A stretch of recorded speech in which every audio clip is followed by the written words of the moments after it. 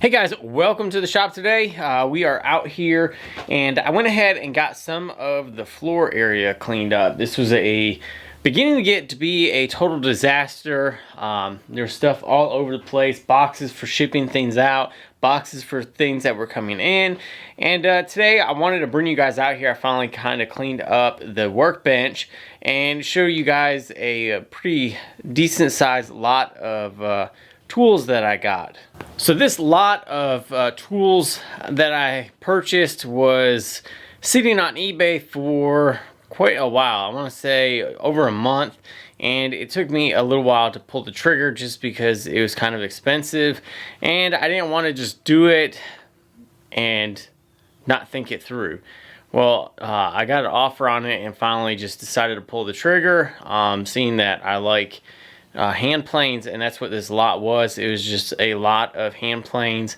So I wanted to show you guys what I got today, walk you guys through it. I don't even really know everything I got. I just went ahead and pulled it out of the box, set them up on my workbench just so that I could make sure that everything was there, see kind of what they looked like, and let's go check them out. Here is the lot of hand planes. It is 21 or 22 hand planes altogether. And surprisingly, every single one came with an iron. They all have their wedges in here. So let's go ahead and look at them individually. I haven't even really looked at them, just kind of threw them up here. There's this one right here though. When I threw it up here, I was like, oh, I'm gonna break that. This one is a super cool one. All right guys, so I'm gonna start just on one end and work my way through them, just to kind of show you guys what all I got out of there. This one is a round or a hollow plane. I believe this one is called, you get them mixed up between hollow and rounds because of the profile they make. This one is round on the bottom, so it would make a hollow groove. And this one is a Sargent 663. It's in very good shape. A little bit of rust on the iron, but not bad. And here is a hollow plane. You guys see the difference with them? You can see it on the red of my shirt. So you would have a round plane or a hollow plane, and then this one would make a round profile. And these are very similar, but I don't think these ones match up. Well, they're very, very close. This one, though, is a little bit older, by V. Lander, or J. Lander. And you guys can pick up a book if you ever get really into the hand planes. So this is the book that I have, and it's just a field guide to the makers, American Wooden Planes. And they make a bigger version of this book, and it's got a ton more detail in here. But for instance, let's see if we can find, which one did we just do? The J. Lander. So it's got the maker mark on the end. I hope you guys can see that, but it's got the maker mark right there. So what you would do is just pretty much flip here. I've got it in the L's already, luckily. That was easy. And you would just go through and try to find the guy or the maker. And I don't see a J. Lander in here, so this might not be an American made plane. Alright guys, so it took a few minutes to kind of explore through some of these. But on this one, you're not going to be able to see the maker mark, I don't believe. It's very, very blended in here. But on the very bottom, it says Chapin Stephen Company. And I can't really read anything on the top right there. But this was the third plane that I had to look at with a maker's mark to find. But if you came in to this book, I looked up Chapin's Stevens right there, and that is the maker's mark that's actually on the plane. This is Union Factory warranted. That part you can't really see on the actual plane, but then it gives you a brief description. It says Chapin Stevens was a plane manufactured at Pine Meadow, Connecticut from 1901 to 1929. So that means this plane was made between 1909 or 1901 to 1929 sometime. So that is very interesting to me, being able to find out what or where some of these planes were made. And I like looking at them, looking them up, and even some of these small ones, if it's got a maker's mark on there. Like this one says, that one says A&E Baldwin. So I wonder if we'd be able to find that one. We look up the B, and so we have right here, we have A&E Baldwin right here. And we would just try to see, make sure that the maker's mark is the same. And it looks like we have this one right here, which is number A, because it's kind of tiny. It says N York instead of New York, so there's a difference between those. So we have the letter A1, and it says that A&E Baldwin made planes in New York from 1830 to 1841. Wow. So, like right there, that is one of the best parts of buying old hand planes and stuff, is being able to look up this plane. This is already in really good condition, and to tell you the truth, I've already used it once just to play around with it. I didn't even sharpen it, I didn't do anything with it. I just went ahead, and it's like a little grooving plane, or a little like dado plane or something, and I just went ahead and tested it out on a piece of wood, and it cut right off the bat. There's still plenty of iron left on there. The wedge is in excellent shape, and if you heard me, this plane was made between 1830 and 1841. Right off the bat, that means that this plane right here is almost 200 years old. Almost 200 years old. And that's one of the fascinating things that I love about this this little hobby of collecting old tools. Is what else? This survived almost 200 years old. In 10 years, it'll have made that 10-year mark, or the 200-year mark. Alright guys, so here's another one. This looks like a center bead plane. It's got a nice little profile on it. Don't know if you guys can see it on my red shirt. This one is an Owasco Tool Company one.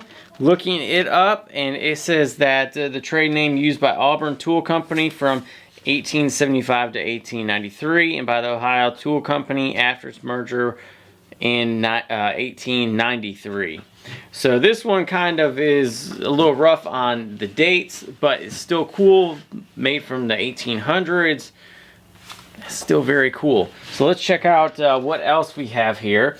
So we know that I have a couple of these hollow and round planes. So far, one hollow and two rounds. We had the two that we just went over on the dates of different things. And if I see a clear maker's mark, maybe we'll go over some more. Here is another beading plane. Nice profile. Everything is in great shape. The boxing is all there. So this one was the Chapin Stevens one.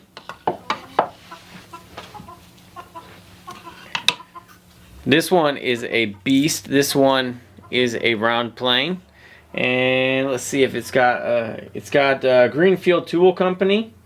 So it's clear that we can see what that is. Let's check that out and see if we can find something up on there. Go to the G's and find Greenfield.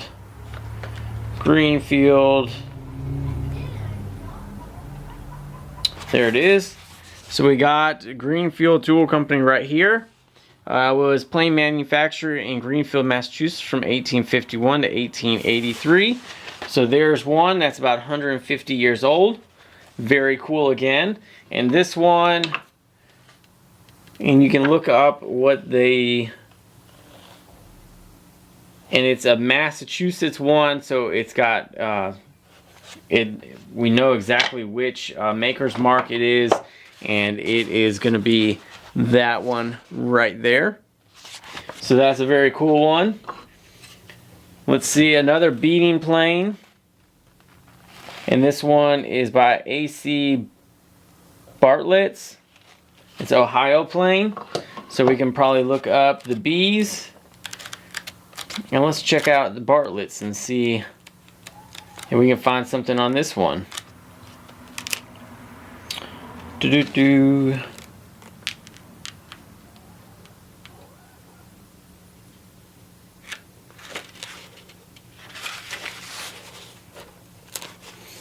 Alright, so this AC Bartlett one is not as old, but is still very old. They were a couple different people. It was a hardware dealer in Chicago, Illinois from 1904 to 1917. So it's not that much of an old one, but it's still, I mean, that's still over 100 years old. So let's just check out what else we have here. We got the AC Bartlett's. We have one that is marked H. Beard on it. It's another beading plane. So we're on the last half or so of these. This one is like a complex molding plane.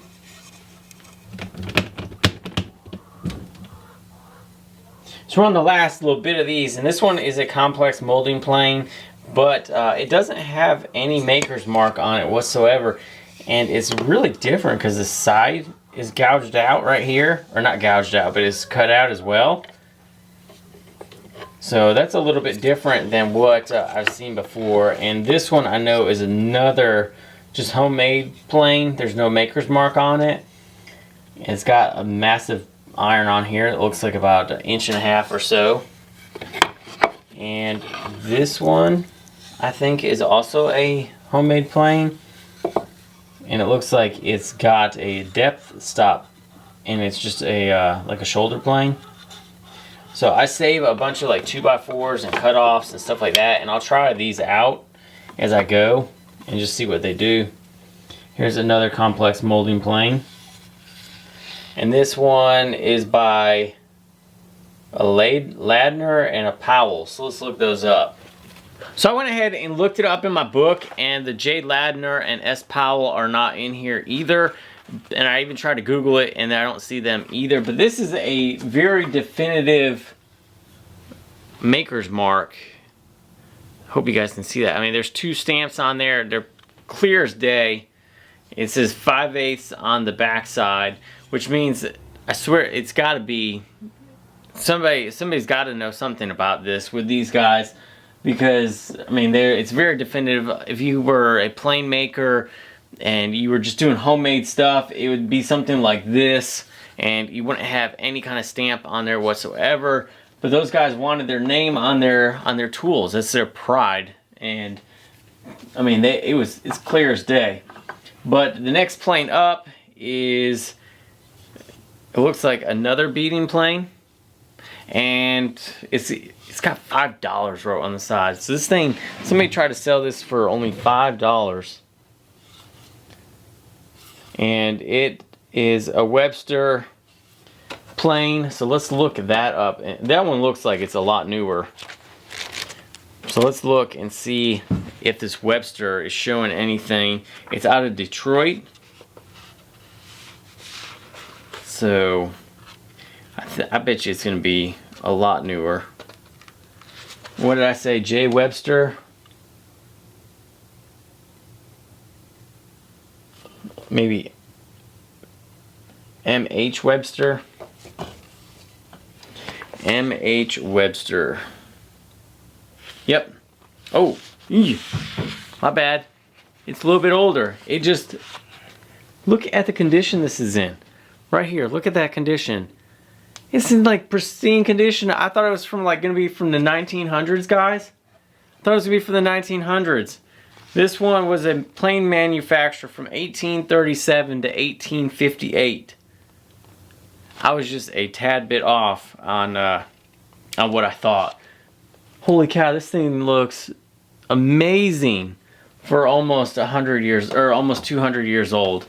This was our Webster plane, which means that sadly we only have 3 planes left to look at. This one is another beading plane. It's a little bit worn on its toe, and it just has WD wrote on there. Guys, settle down, settle down. Have another like shoulder plane. This one's another homemade one. I wonder if those two go together. That one doesn't have $5 wrote on it, but they look about the same. And last, definitely not least, this one has very bad boxing. This one has seen some use. And this one is a J.D. Campbell. Alright, so looking at this last plane, what I'm looking at is the maker's mark, and it says J.D. Campbell, and I thought that was maybe the maker, and then I started looking and I saw another mark right here, and it's from the Ohio Tool Company, which is pretty cool. And they are very common planes if you think about it. Ohio Tool Company is a very big tool company. They were there. This says that they manufactured planes between 1851 and 1913, which is a big span. And if I can remember correctly, Ohio Tool Company is the ones that use prisoners to help make planes. So J.D. Campbell could have been the prisoner. I highly doubt it though. This was probably the owner of the plane. And when looking in the book, it's got that mark right there, F. And as I looked a little bit further in the description right here, the E through F has a 1 star near it. So I started looking through it, the book, and there's actually a rarity rating right here. And with a 1 star, it says that it's an uncommon hand plane, denotes between 250 and 500 examples possibly around with that mark on there. So this may be one of 250 or something like that with that maker mark on there. So that is something that's very cool as well, and very unique. So when you're looking through the book, there are all sorts of stars and stuff like that. I didn't even really think about that part before. So maybe I'll go through some of the other ones that we've already looked up later and just see what is there and see how common or whatnot they are. But that's all I got, guys. I hope you enjoyed the walkthrough of my new hand planes that I purchased. Some of these will be going up for sale, some of them will not be. That little one, if it's older, more than likely it will be staying with me. If they're newer, more than likely they'll be getting sold unless the price is right. But that's where we're at. I hope you guys enjoyed the little walkthrough. Thanks for joining me today on the video. If you guys are new, hit that subscribe button. I do woodworking stuff, tool collecting, homesteading stuff, all sorts of everything.